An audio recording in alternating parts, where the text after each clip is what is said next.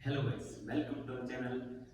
हमारे चैनल में आपका स्वागत है। आज हम बात करने वाले हैं एक ज़बरदस्त टॉपिक के बारे में जो आजकल के स्टूडेंट्स के लिए बहुत ज़रूरी है।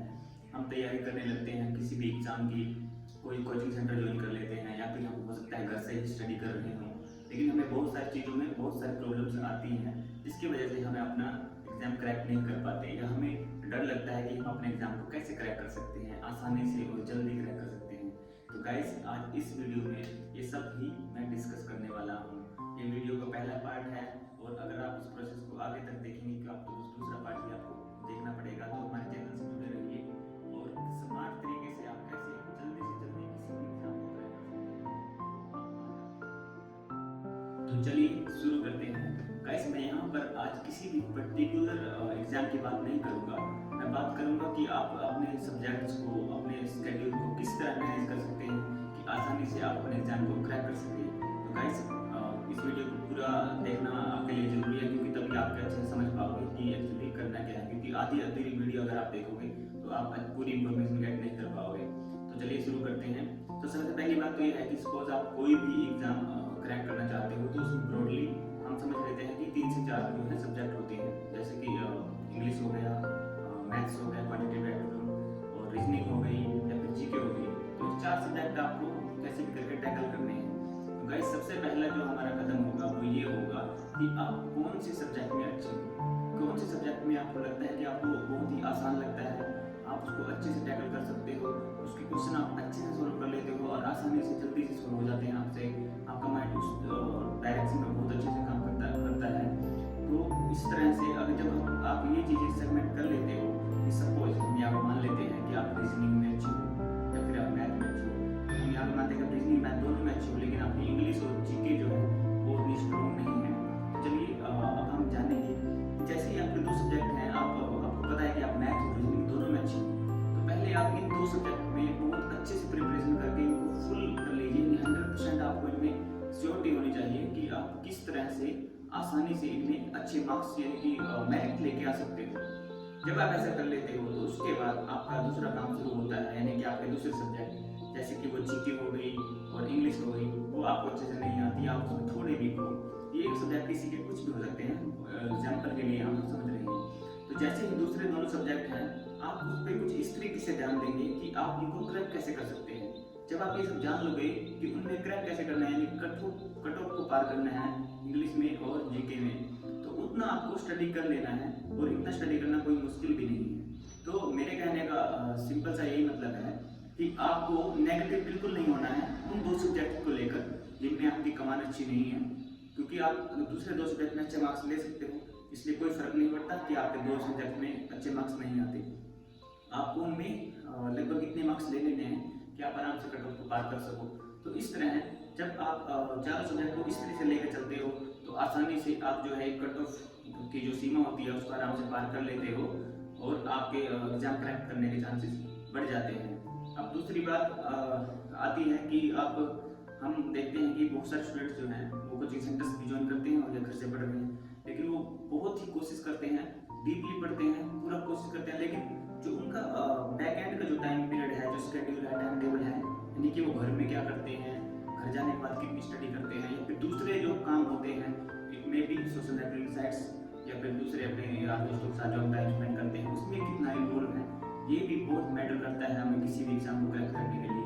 तो इसलिए आपको ये नहीं सोचना है कि आप पूरे दिन का काम बहुत ही ईमानदारी से कर रहे हो, आप कोचिंग सेंटर में जाते हो या फिर आपने जो सोचा हुआ है उतना काम कर लेते हो, लेकिन उसके साथ साथ आप दूसरी चीज़ों को भी लेके चल रहे हो कि मैं अपने यार दोस्त के यहाँ भी जाके जाता हूँ, उससे बात कर लेता हूँ, थोड़ी देर व्हाट्सएप भी चला लिया। तो ये सब चीज़ें जब आप करते हो तो ये आपको एकदम से पीछे लेके जाती हैं। तो गाइस, अगर आपको अच्छे से स्टडी करनी है तो आपका 24 आवर का टाइम टेबल कुछ इस तरीके से ही होना चाहिए जो फोकस करे आपके एम पर, यानी कि आपको एग्जाम क्रैक करना है तो आपका पूरा फोकस उसी पे होना चाहिए। हम थोड़ी देर के लिए एंटरटेनमेंट के लिए कुछ भी ऐसा कर सकते हैं, लेकिन वो सिर्फ एंटरटेनमेंट होना चाहिए। हमें किसी भी चीज़ में इतना इन्वॉल्व नहीं होना है कि हम भूल जाएं कि हम किसी एग्जाम की तैयारी कर रहे हैं। तो गाइस, ये जो दूसरा मुद्दा है ये पहले वाले से ज़्यादा इंपॉर्टेंट है, क्योंकि हमारा माइंड सेट जो है वो फोकस पे रहना बहुत ज़रूरी है। अगर आप वहाँ से हट जाओगे और आप कुछ और ही सोचने लग जाओगे तो आप एग्जाम में आप फोकस नहीं कर पाओगे। तो आपका बैक एंड का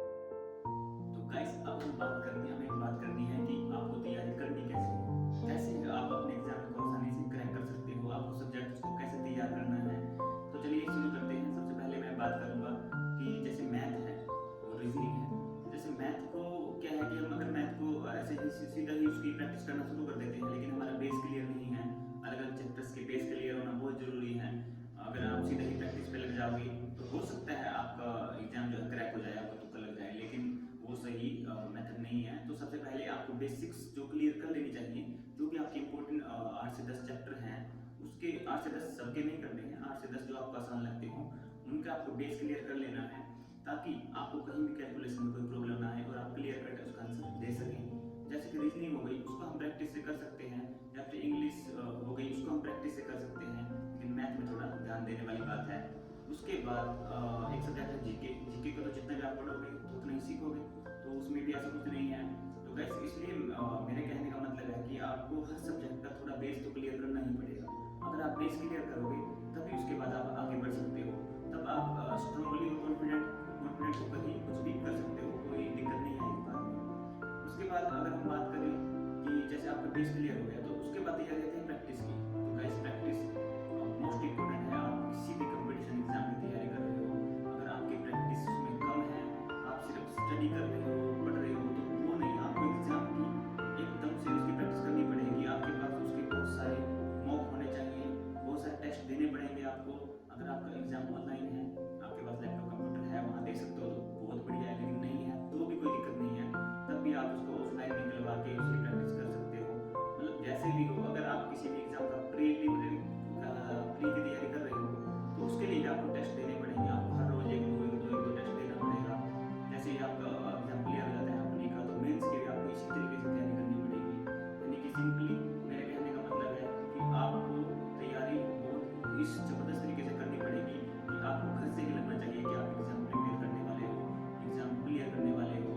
जैसे ही आप बार बार एग्जाम देते हो, तो वैसे ही आपका एक फ्लो बन जाता है कि किस तरह एग्जाम में पास किया जाता है, और किस तरह के क्वेश्चन को कैसे टैकल किया जाता है। जो प्रॉब्लम्स आपको घर पे आएंगी उनका सोल्यूशन वहीं से निकलेगा। जैसे जैसे सोल्यूशन निकलना शुरू होगा, आपके अंदर कॉन्फिडेंस बढ़ने लगेगा। कॉन्फिडेंस बहुत जरूरी है, क्योंकि जब असली में हम एग्जाम देने जाते हैं रियल में, तो वहाँ पे बहुत सारी प्रॉब्लम्स आती हैं, हमें क्वेश्चन कई बार आता भी है, फिर भी हम उसका आंसर सही से नहीं कर पाते। तो इसलिए हमें ये चीज़ें देखनी पड़ेगी, क्योंकि जितना ज़्यादा हम प्रैक्टिस घर में करेंगे ना, उतना ही हमारे अंदर कॉन्फिडेंस आएगा और एग्जाम क्लियर होने के चांसेस बढ़ जाएंगे। तो इस तरीके से एक सिंपल सा शेड्यूल है, जिससे बहुत आसानी से हम कोई भी एग्जाम क्रैक कर सकते हैं। तो मैं ऐसा होप करता हूँ कि आपको ये वीडियो बहुत पसंद आई होगी। इसके आगे भी हम इसको कंटिन्यू करेंगे।